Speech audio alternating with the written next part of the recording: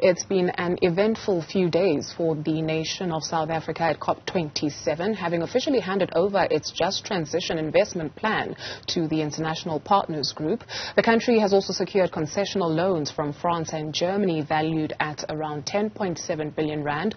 For more on government's plans to move away from coal and have a just transition, we're now joined by Minister of Forestry and Fisheries and Environmental Affairs, Creecy. Thank you very much, Minister Creecy, for availing yourself this afternoon. How would you characterize conversations that have been held there this week?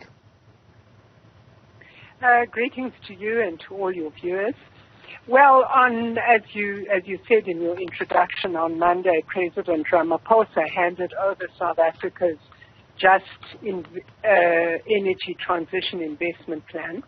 And there is a fair degree of interest in the South African developed and South African led plan that would see repurposing of coal-fired power stations that have reached the end of their natural life, and of course other feasibility studies to establish an electric vehicle industry in South Africa and also to build a green hydrogen industry. So there has been interest from our partners in the investment plan. President Ramaphosa also expressed his concern that there is relatively little grant funding in the package, and obviously grant funding is going to be very important because we have committed to a just transition that must involve workers and communities in vulnerable sectors of our economy and must ensure that they benefit from the transition. Minister Creecy, you mentioned the President's concern in terms of grant funding. President Cyril Ramaphosa noted that the country needed close to 90 trillion US dollars. How should we understand this, especially 90 billion. 90 billion. Thank you very much for the clarification. 90 billion US dollars. How should we understand it, especially since he's also called on partners to honor their pledges because of a failure to do so since COP26? Well, I think that what we understand is that the $8.5 billion offered by the partners is only the beginning.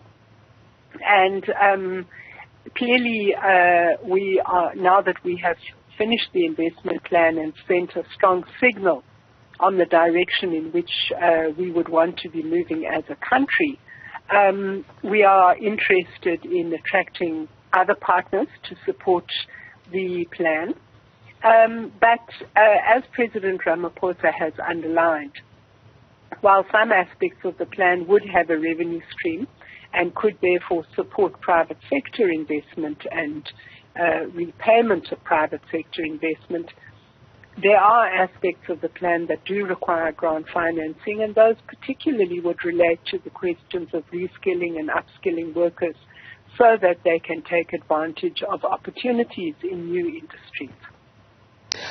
President Cyril Ramaphosa also spoke of the challenge of funding institutions in the way they fund projects. He's also called for funding institutions to transform, or a need for funding institutions to transform. So as South Africa is taking a look at the just energy transition, it's going to be quite costly. There's also some sectors, though, of society in South Africa that have sounded the alarm in terms of nothing just about the energy transition, as the everyday South African along the line somewhere will have to pay for this and will suffer for this. Is there something to be said about that? What kind of conversations are being had where that is concerned?